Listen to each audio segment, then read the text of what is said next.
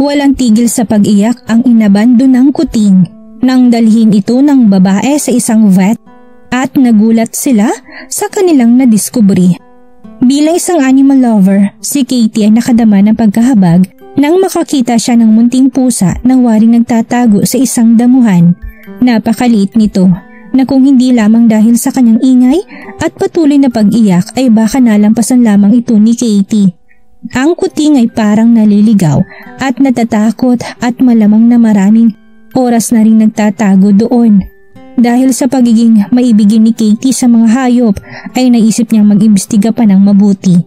Kaya naman walang pagdadalawang isip na kinarga niya agad sa kanyang bisig ang munting kuting na waring hindi naman nagparamdam ng takot sa kanya. Sa halip ay tila masaya pa sa kanyang pagkakayakap. Sa malapitan ay dito napansin ni Katie na madumi na rin ang balahibo ng pusa na nagpapakitang mag-isa na lamang ito at labis na napabayaan. Ang maganda at maberdeng mata ng pusa ay makikitaan mo ng takot, pero nangingibabaw rin sa pagkatiwala. Tsak na sobrang nagugutom na rin ang kuting dahil ang ribs nito ay halos nakabakat na sa kanyang dibdib. Pilit na pinadama ni Katie sa kuting ang pag-aalaga na alam niyang kinakailangan nito sa ngayon. Sa hindi malamang kadahilanan ay nakadama si Katie ng kakaibang koneksyon sa munting pusa. Ang isang nilalang umano na maliit at walang kalaban-laban ay hindi nararapat sa isang buhay na napupuno ng takot at pag-aambando na. Kaya naman determinado si Katie na mabiyayaan ang kuting ng panibagong tirahan, dahilan para isama nito ni Katie sa pag-uwi para makasama sa pagtulog. Sa itsura pa lamang kasi ng kuting ay pinapakita na nito na hindi pa niya kakayanin pang magtagal na mag-isa. Alam ni Katie na ang pagtulong at pagbibigay kasiyahan sa isang munting nilalang ay hindi lamang isang akto ng kabutihan, kundi isang responsibilidad na hindi niya makakayang tanggihan. At bilang isang animal lover ay walang katulad na kasiyahan ang naibibigay kay Katie ng kanyang munting alaga. Habang kinakarga pa uwi, si Nolan na siyang pinangalanan ni Katie sa kanya ay nagpatuloy ng muli sa pag-iyak at pagluha. Sadyang may lungkot sa mga tingin ng kuting na para bang nanggaling ito sa isang malubhang trauma. Ang mahabang gabi ng pagtulog ni Nolan sa dibdib ni Katie ay hindi pa rin ito natigil sa pagluha na parang wala nang maisip si Katie kung paano ba mapapagaan ang loob nito o kung paano maisaayos ang kanyang pakiramdam. Sinubukan naman niya itong kausapin na may damdamin para lamang mapakalma ito sa kanyang nararamdaman.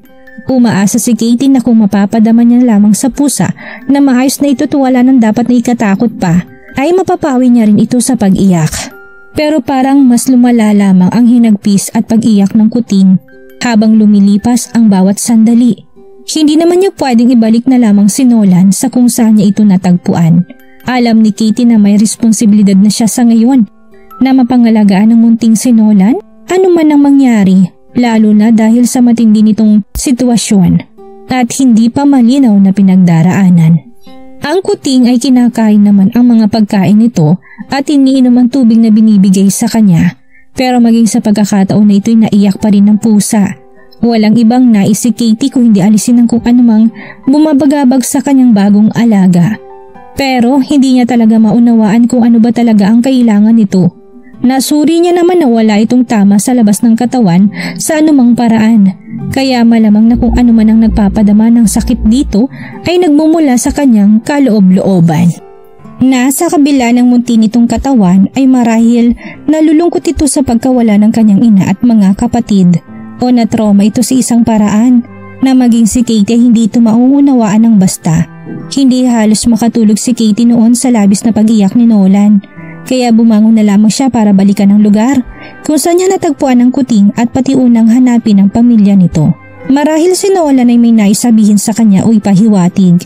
Kaya naman susubukan ni Katie na umuwi ng may mga karga pang kuting sa kanyang bisig. Pero ang damuhan kung saan niya nakita si Nolan ay bakante at wala ring bakas na maaring iba pang kuting upusang nanatili dito. Sinubukan pa niyang magpain ng cat food doon pero wala ring nangyari.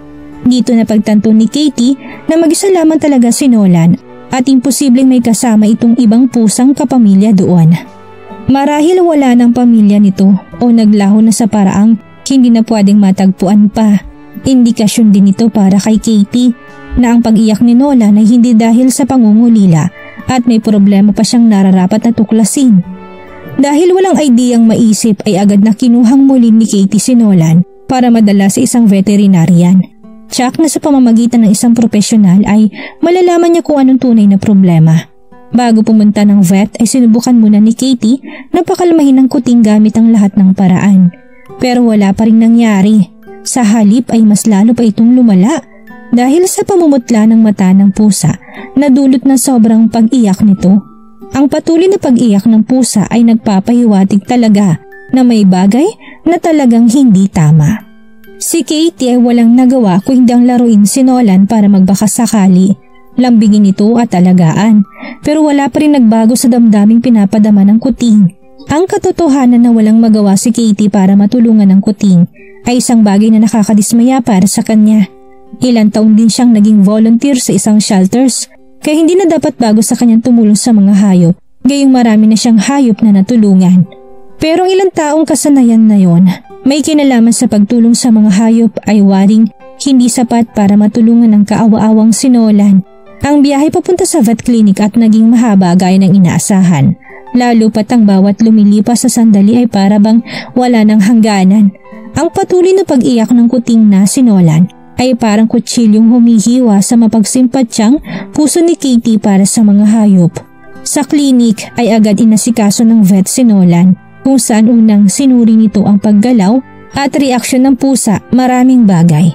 Nagsagawa ang vet ng ilang test at checks na pwedeng magpakita ng ilang madadaling problemang madali nilang masolusyonan.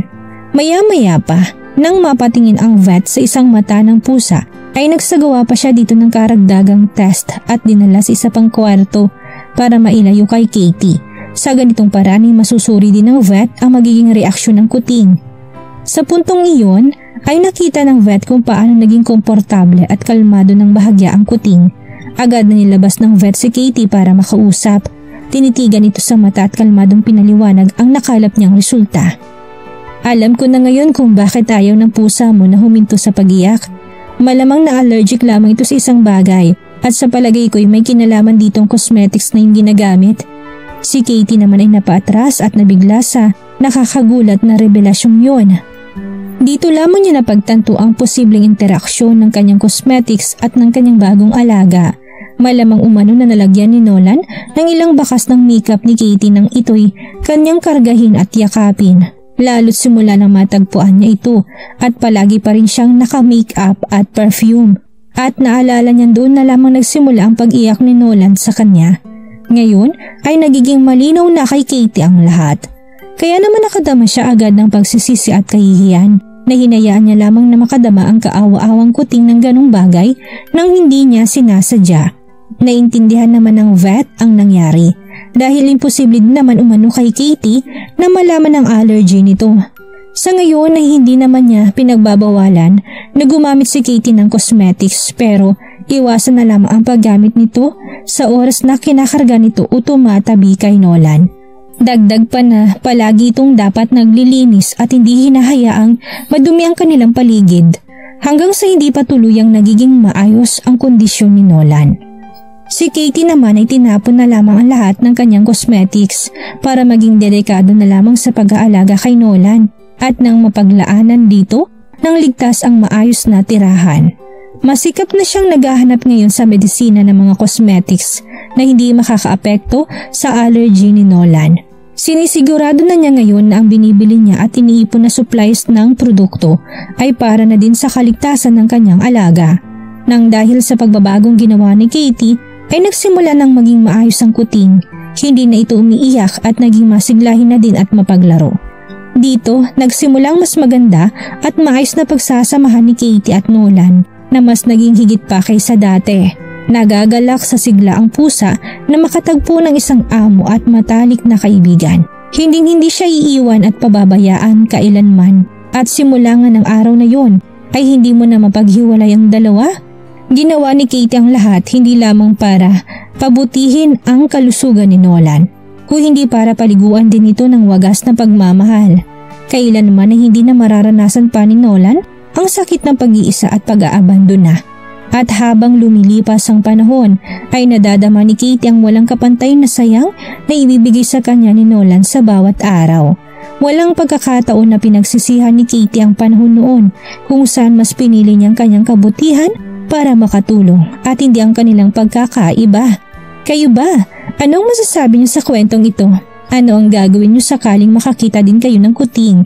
Ganon din bang magiging reaksyon niyo kung sakaling malaman ng kaparehas na problema?